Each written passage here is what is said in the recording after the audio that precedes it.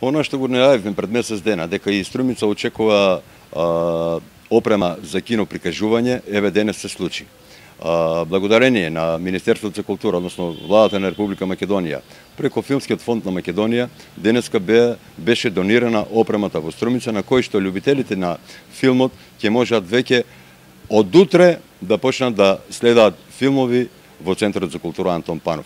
Како прва најава, можам да ја најавам прикажувањето на циклусот на филмови од Русија, односно во соработка со амбасадата на Руската Федерација, Рускиот културен информативен центар од Софија, Министерството за култура на Република Македонија, Филмски фонд на Македонија и како Кинотека на Македонија донесоа 6 филма во Струмица и од утре почнуваме со прикажување на тие филмови.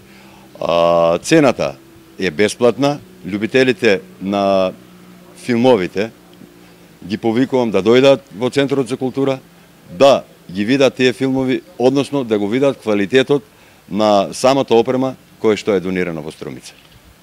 После овој циклус на филмови, значи следуваат и нови филмови. Да, Што е цртано во програмата? Што може да очекуваат струмичани? Како најпрво, бидејќи немавме до сега кино опрема, се надавам дека најбрзо ќе стигне филмот Трето полувреме, кој што струмичани го немаат гледано. Веќе за едно 10 дена сме во преговори да го донесеме. И потоа, сите атрактивни филмови кои што ги имаат дистрибутерите во Република Македонија, ќе бидат носени во Струмица. Мислам дека ќе има еден широк диапазон на разни видови, разни жанрови од филмската дејност, така да за сите луѓе кои што го сакаат филмот од сите жанрови ќе има по нешто да видат.